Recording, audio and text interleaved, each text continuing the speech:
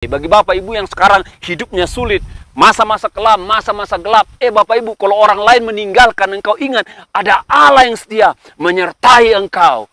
Ada Allah yang setia menuntun engkau sampai masa itu lewat dan membangkitkan hidupmu pada hidup yang luar biasa.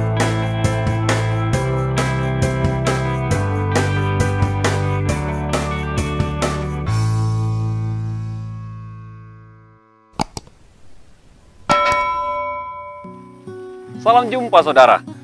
Saya percaya kita dalam kondisi baik dan sehat, dan saya tahu itu adalah berkat pemeliharaan Tuhan dan kasih Tuhan dalam hidup kita. Saya tetap berdoa, kami tetap berdoa agar saudara dalam kondisi baik, sehat dan terpelihara, dan kita bisa menjalani kehidupan sebagaimana Tuhan berikan kehidupan buat setiap kita yang percaya kepada Dia. Bapak Ibu, saat ini saya akan bicara mengenai kesetiaan Allah, itu judulnya, kesetiaan Allah.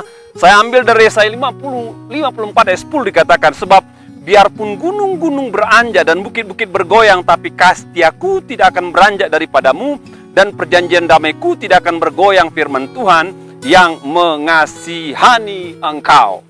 Kasih Tuhan, Yesaya memperbandingkan kasih Tuhan itu dengan gunung-gunung beranjak, dengan bukit-bukit bergoyang. Dalam bahasa Ibrani, kasih itu pakai kata emunah. Emunah itu artinya kokoh, tidak bergoyang, tidak bergeser. Bapak Ibu, bicara mengenai gunung, Indonesia ini punya gunung yang banyak. Karena saya sudah jalan dari Sumatera, Jawa, Kalimantan, Sulawesi, Papua, banyak gunung. Dan dari sekian banyak gunung, ada gunung-gunung yang besar. Salah satu gunung yang menarik perhatian dunia itu Gunung Krakatau ketika meledak, ya. Menurut sejarah yang saya pelajari itu membuat sepertinya Pulau Sumatera, Pulau Jawa agak berpisah seperti itu, ya. Namun Bapak Ibu, belum pernah saya pelajari bahwa ada sebuah gunung itu yang pernah bergeser, beranjak. Yang saya tahu cuma meledak saja, atau meletus atau erupsi, itu saja yang saya tahu. Beranjak, bergeser, belum ada gunung yang pernah saya lihat atau saya baca atau saya perhatikan dalam sejarah modern ini, Bapak Ibu. Kemungkinan untuk gunung beranjak itu kecil sekali. Kemungkinan untuk bukit berpindah itu kecil sekali. Dan dikatakan, kasih setia Tuhan lebih daripada kemungkinan gunung beranjak. Itu perbandingannya, Bapak. Luar biasa. Gunung saja beranjak kemungkinannya kecil dikatakan. Dibandingkan dengan kasih Tuhan lebih kecil kemungkinannya beranjak daripada gunung beranjak, daripada bukit bergoyang. Mari kita belajar apa saja kasih Tuhan yang kita alami dalam kehidupan kita sebagai orang yang percaya. Yang pertama Bapak Ibu, 1 Yohanes 1 ayat 9 dikatakan, jika kita mengaku dosa kita, maka Ia adalah setia dan adil, sehingga Ia akan mengampuni segala dosa kita dan menyucikan diri kita dari segala kejahatan. Saya ambil juga Kejadian 9:16-17 dikatakan, jika busur itu ada di awan, maka aku akan melihatnya, sehingga aku mengingat perjanjianku yang kekal antara Allah dengan segala makhluk yang hidup, segala makhluk yang ada di bumi.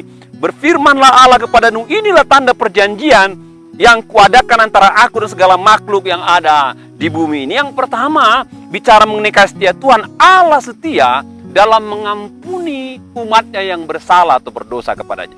Ya, yang pertama, Allah setia dalam mengampuni umatnya yang bersalah, berdosa kepadanya. Kisah zaman Nuh, dikatakan orang berbuat dosa sedemikian rupa, sehingga dalam satu bagian ayat dikatakan, menyesallah Allah menciptakan manusia. Kita tahu Tuhan itu panjang sabar, cuma dalam peristiwa Nuh sepertinya kesabaran Tuhan menipis. Dan Dia cari Nuh, orang yang hidup saleh, hidup benar, hidup jujur. Lalu Nuh diperintahkan bangun bahtera, dan Tuhan mulai menghukum dunia. Tuhan menurunkan hujan selama 40 hari 40 malam. Bapak Ibu, dulu saya tinggal di Kelapa Gading, ya. Kelapa Gading itu kalau hujan 3 hari saja, maka air sudah naik ke garasi rumah kami. Saudara bayangkan kalau hujan 40 hari 40 malam, terbuka tingkap dari langit, maka terbuka juga mata air dari bawah. Tenggelam, dikatakan gunung paling tinggi, tenggelam, tak ada yang hidup kecuali 8 orang dan beberapa makhluk. Pada saatnya air surut, mendaratlah atau merapatlah bahtera itu ke pegunungan Ararat, dan Nuh membangun mesbah katanya. Ya, ketika membangun mesbah berdoa kepada Allah, Tuhan buat janji sama Nuh.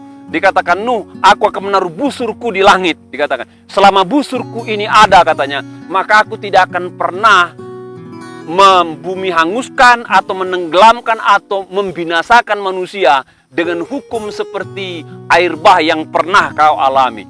Bapak Ibu, Nuh mungkin berkisar 4.500 tahun sampai hari ini, ya. Dan belum pernah Bapak Ibu dunia ditenggelamkan oleh air seperti zaman Nuh. Begitulah kuatnya Tuhan pegang janji Bapak Ibu. Begitulah kuatnya Tuhan pegang janji, ya.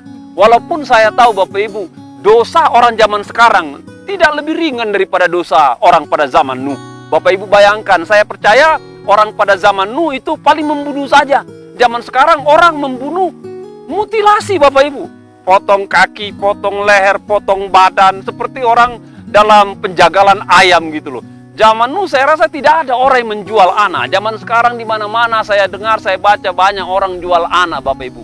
Namun demikian Allah itu setia pada janjinya. Meskipun manusia itu berbuat dosa sedemikian rupa, dia janji tidak akan hukum dengan air bah. Lalu kita berpikir demikian Bapak Ibu, kalau manusia berdosa, apakah Tuhan menutup mata? Itu pertanyaannya. Saya mau katakan tidak Bapak Ibu, dosa tetap dosa. Jadi setiap orang yang berdosa, Alkitab katakan, maka orang itu akan dihukum. Jadi Tuhan akan menangani dosa manusia berdasarkan manusia itu sendiri. Jadi siapa berbuat dosa dia menangani. Tapi Tuhan tidak akan menghukum secara massal lagi Bapak Ibu. Dan bagi Bapak Ibu, kita orang percaya, pasti kita sadar kita manusia lemah. Kita punya pelanggaran, kita punya kesalahan, kita punya dosa Bapak Ibu. Nah, kalau kita berdosa, bersalah, kadang-kadang kita malu pada Tuhan. Kadang-kadang kita sungkan untuk datang karena kita pikir jatuh lagi, salah lagi, dosa lagi. Namun ingat, Allah saudara Allah yang setia. Dalam Yohanes dengan tegas dikatakan, jika kita mengaku dosa kita, maka Ia adalah setia dan adil, sehingga Ia akan mengampuni segala dosa kita, menyucikan diri kita dari segala kejahatan. Dikatakan Dia akan mengampuni, Dia akan mengampuni, Dia akan menyucikan kita dari segala kejahatan. Kalau saudara orang tua punya anak buat salah, berapa kali saudara bisa maafkan? Itu pertanyaannya Bapak Ibu. Ya, ada orang tua kalau anaknya salah, dia tolak anaknya. Ada orang tua kalau anaknya salah, dia hapus anaknya dari kartu keluarga. Ada orang tua kalau anaknya salah, dia tidak berikan daftar warisan kepada anak ini Bapak Ibu. Ada orang tua kalau anaknya salah Bapak Ibu, maka dia katakan, menyesal saya melahirkan kamu, menyesal saya membesarkan kamu. Ya, namun ada sebuah kisah yang saya tahu, ada seorang bapak, anaknya buat salah, kasus dengan pihak hukum, dimasukkan panti rehab, bapaknya tangani berkali-kali. Oh, habis uang ratusan juta, miliaran Bapak Ibu, sampai anaknya pulih dan sehat dari ikatan obat-obatan. Dan ketika anaknya didoakan, Tuhan jamah pulihkan, papanya bilang, kamu jadi apa? Dikatakan dia mau jadi hamba Tuhan. Dan papanya bangun dia sebuah gedung untuk dia bisa melayani. Betapa luar biasa orang tua model ini. Namun saya mau katakan Bapak Ibu, Allah saudara lebih hebat daripada bapak itu. Ketika saudara bersalah datang, dia akan ampuni saudara. Bukan hanya ampuni, dia akan sucikan. Bukan hanya dia akan sucikan, dia akan baharui. Bukan saja dia baharui, dia akan angkat saudara menjadi orang-orang yang memiliki potensi sesuai dengan potensi Allah dan membuat saudara bermakna. Yang kedua, Allah yang setia, kesetiaan Allah. Allah setia membela umatnya. Kejadian 31:29, aku ini berkuasa untuk berbuat jahat kepadamu, tapi Allah ayahmu telah berfirman kepadaku tadi malam, jagalah baik-baik, jangan engkau mengatai Yakub dengan sepatah kata pun. Yang pertama, Allah setia dalam mengampuni saudara. Yang kedua, Allah setia dalam membela saudara. Nah, ini cerita Yakub. Saudara tahu Yakub? Orang yang punya kemauan untuk ambil hak kakaknya sebagai anak sulung. Bahkan ambil doa berkat yang milik kakaknya. Dia bekerja pada pamannya Laban dan menikahi dua putri pamannya 14 tahun, kerja 7 tahun lagi untuk mendapatkan ternak. Lalu dia lihat pamannya sudah tidak lagi baik, lalu dia lari dari pamannya dan dia hidup dalam pelarian. Lari dari kakaknya Esau, lari dari pamannya Laban, dan Laban mengejar Bapak Ibu. Saudara tahu bagaimana rasanya dikejar-kejar, tidak enak. Kalau nanti ketangkap gimana? Kalau dapat gimana? Itu juga yang dirasakan oleh Yakub. Dan apa yang menjadi ketakutannya terjadi Bapak Ibu? Laban menemui dia. Laban mendapatkan dia. Namun Laban katakan demikian, ya, aku berkuasa berbuat jahat kepadamu. Jadi ceritanya ini Bapak Ibu, ketika Laban mengejar, Laban sudah punya planning buat jahat. Namun ketika sudah tiba, dikatakan pada malam hari, dikatakan Allah ayahmu telah berfirman kepadaku tadi malam, Jagalah baik-baik, jangan engkau mengatai Yakub dengan sepatah kata pun. Jadi sebelum Laban menjalankan siasat berbuat jahat, Tuhan interupsi pada Laban. Dikatakan jangankan buat jahat Bapak Ibu, ngomong kasar aja nggak boleh. Ngomong yang tidak-tidak aja nggak boleh. Hebat pembelaan Tuhan itu. Dan mereka berpisah baik-baik. Mereka berpisah baik-baik. Yakub menjalani kehidupannya dan kembali ke daerah di mana papanya tinggal Bapak Ibu. Kalau bicara mengenai Yakub Bapak Ibu, ada banyak hal-hal yang kurang bisa kita andalkan ya. Ada orang mengatakan nama dia penipu, ada yang mengatakan dia pencuri kesempatan. Apalah Bapak Ibu ya, apalah namanya. Namun Bapak Ibu, Tuhan bela dia. Pertanyaannya, mengapa Tuhan bela dia Bapak Ibu? Karena Tuhan telah berjanji pada Abraham akan melindungi anak keturunannya, akan memberkati anak keturunannya. Siapa mengutuki akan dikutuki, siapa memberkati akan diberkati. Ya, itulah letak pembelaan Tuhan. Jadi Tuhan membela Yakub bukan karena kualitas hidupnya, tapi karena apa yang telah Tuhan ucapkan kepada kakeknya, kepada papanya, dan Yakub mendapat pembelaan Bapak Ibu. Dalam hidup ini saudara Bapak Ibu, ya ada di antara saudara yang terpojok, terkejar-kejar, saudara yang sepertinya sudah ada dalam planning niat jahat orang lain. Nah, saudara ada pada posisi orang yang terancam. Saya mau katakan ada Allah yang setia. Ada Allah yang setia. Dia pasti membela engkau dengan caranya yang luar biasa Bapak Ibu. Yang terakhir mengenai kesetiaan Allah Bapak. Allah setia dalam menyertai umatnya. Kejadian 39:21. Tapi Tuhan menyertai Yusuf dan melimpahkan kasih setia kepadanya dan membuat Yusuf kesayangan bagi kepala penjara. Pertama, Allah setia mengampuni umatnya. Tapi dosa tetap dia akan tangani. Kalau kita datang katanya bertobat, maka dia akan mengampuni. Kata 1 Yohanes 1:9.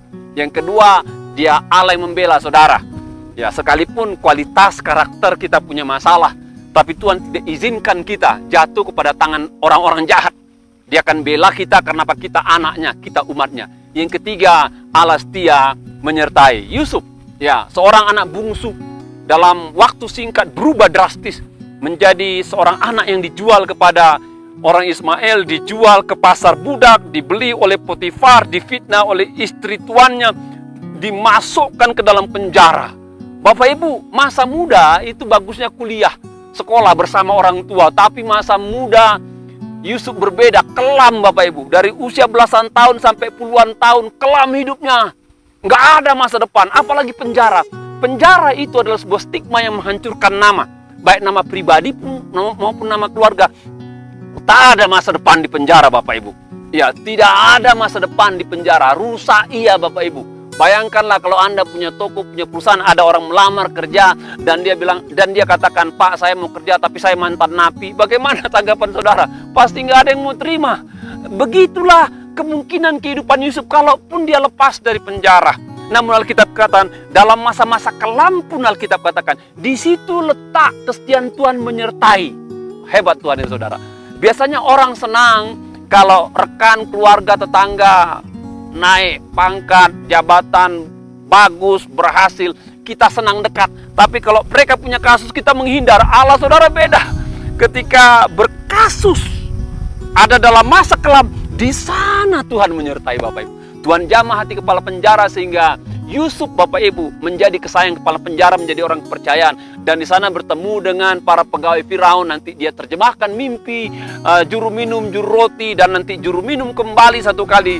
Firaun bermimpi, tidak ada yang bisa menafsirkan. Juru minum ingat akan Yusuf. Perhatikan. Dan dia dipanggil dari penjara.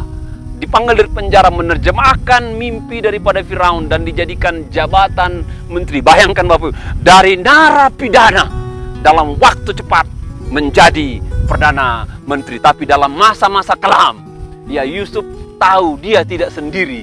Allah menyertai. Bagi Bapak Ibu yang sekarang hidupnya sulit, masa-masa kelam, masa-masa gelap, Bapak Ibu, kalau orang lain meninggalkan engkau, ingat ada Allah yang setia menyertai engkau. Ada Allah yang setia menuntun engkau sampai masa itu lewat dan membangkitkan hidupmu pada hidup yang luar biasa. Yakin percaya Allah saudara setia. Dia setia mengampuni kalau bersalah. Yakin percaya dia Allah yang setia.